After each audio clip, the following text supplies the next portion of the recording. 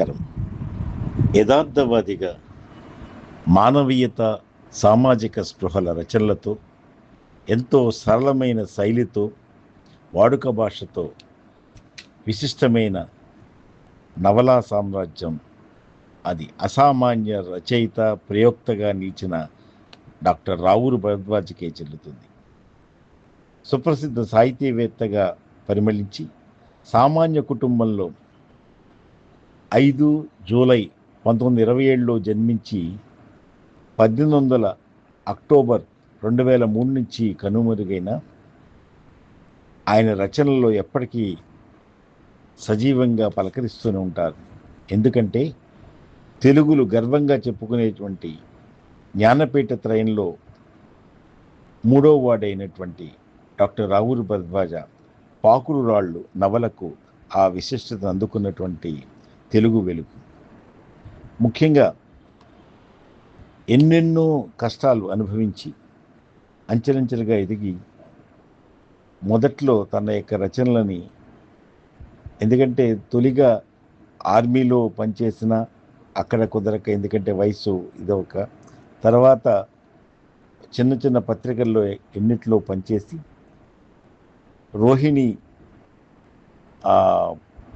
ప్రచురణ సంస్థను కూడా స్థాపించి, ముందుగా ప్రేమ వైఫల్యానికి ఆ ప్రభావంతో ఆ రోహిణి నాయికగా నీటి కలువలు, పంకజం, కలియని బాటలు, ఇలా ఎన్నో కథల్లో ఆ పాత్రని నాయికగా పెట్టుకుంటూ తర్వాత అసలు తను ప్రతిభని ఎలా ప్రతిబింబించాలి అన్నటువంటి విశిష్టతతోటి ముందుకు సాగి మంగమ్మ మంజరిగా ప్రస్థానం, ఆ మంగమ్మ పాత్ర మంజరిగా ఒక సినీ నటి ప్రస్థానంగా ఆ ఇతివృత్తంతో ఎంతో విశిష్టంగా ఒక శరీర వ్యాపారం మీద జరుగుతున్నటువంటి ఆ స్త్రీ జీవన యొక్క యానం, దాంట్లో ఒక అభ్యుదయాన్ని, ఒక భావాన్ని ప్రతిబింబిస్తూ రాసినటువంటి పాకుడు రాళ్ళు. ఆ పాకుడు రాళ్ళు 1965లో వచ్చింది.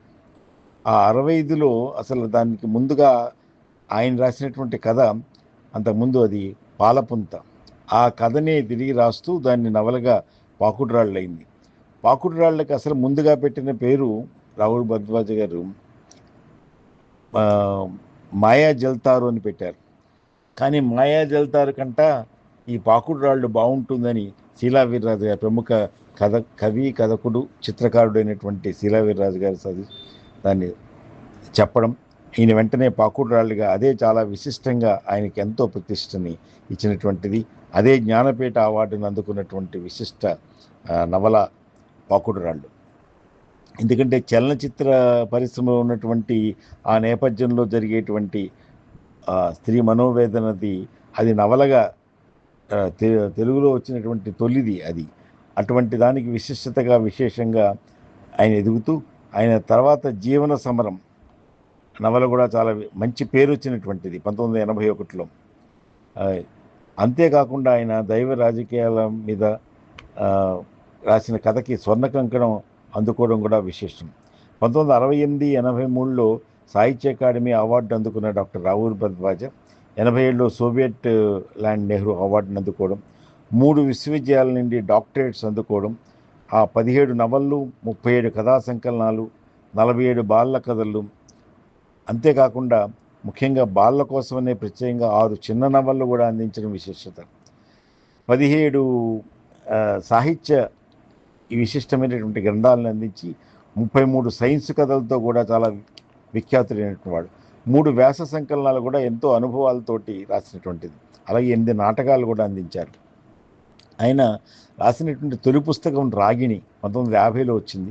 ఎందుకంటే చలం ప్రభావం, చలంని బాగా చదివి ఆ చలం ప్రభావంతో రాగిణికి కూడా చలం ముందు మాట రాయించడం. అయితే అచ్చైన తొలి కథ మట్టుకు విమల.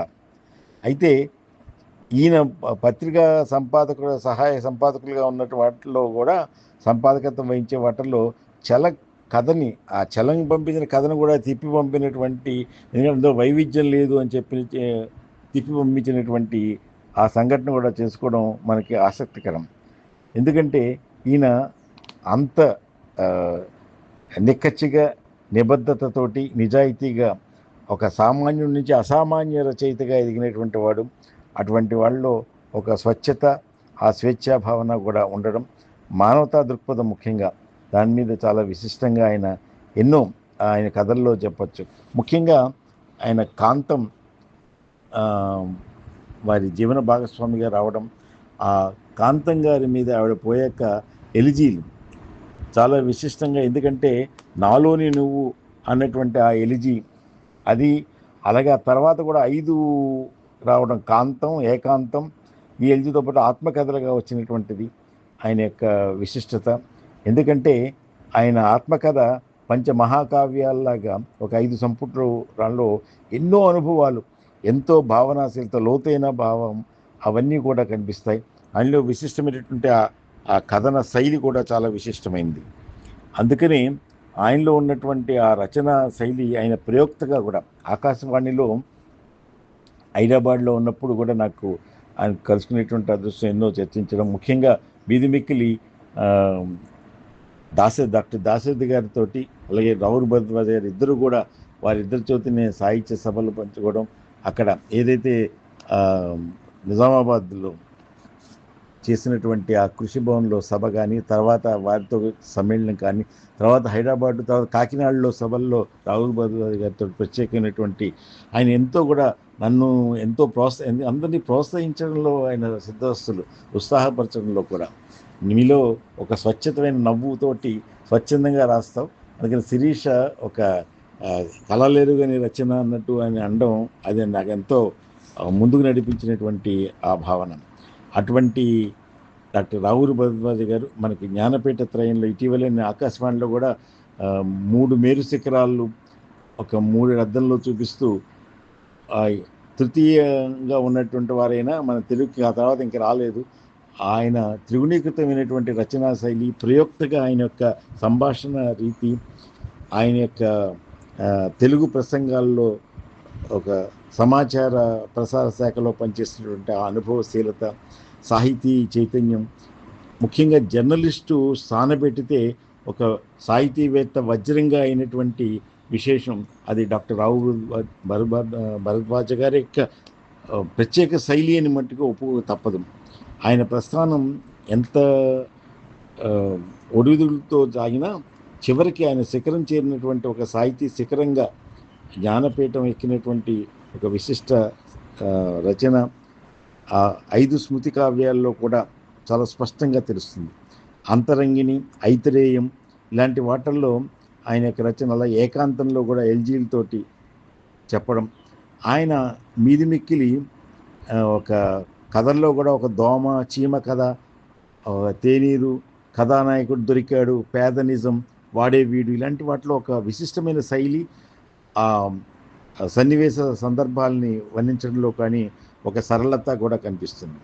ఆయన నా మొదటి తల్లి లేమి అంటే దరిద్రం అని చెప్తూ, రెండోది కాంతమే అంటూ ఆయన యొక్క జీవిత భాగస్వామిని తలుచుకుంటూ ఎంతో విశిష్ట రచన చేయడం, చివరికి ఆయన రచనలో ఉన్నటువంటి ఆ ప్రజాస్వామ్యం మీద ఒక వ్యంగ్యమైనటువంటి, అంటే ఎరవేసేది ఎవరి మీద ఎరవేస్తున్నంటే ప్రజలకు ఎలా అవుతుంది, ప్రజాస్వామ్యం అడుగులు వేసుకుంటూ అంటూ ఎలక కథ మీద చెప్పడం, చాలా కొత్త రకమైనటువంటి ఒక చమత్కార వ్యంగ్యం అది ఏదైతే ఉంటుందో అది కూడా ఆయన చెప్పడం, ఆయన కరిమింగిన వెలగపండు నవలకి వివిధ విశ్వవిద్యాలయాల పరిశోధనలు కూడా ముందుకు వెళ్ళడం చాలా విశిష్టంగా అనిపిస్తుంది. అటువంటి విశిష్ట సాహితీవేత్త డాక్టర్ రావుల భరద్వాజ్ జ్ఞానపీఠ అవార్డు గ్రహీతకి సహృదయ నివాళులర్పిస్తూ శిరీష చందనాలు తెలుపుతూ భవదీయుడు డాక్టర్ వేదుల శ్రీరామ్ శర్మ.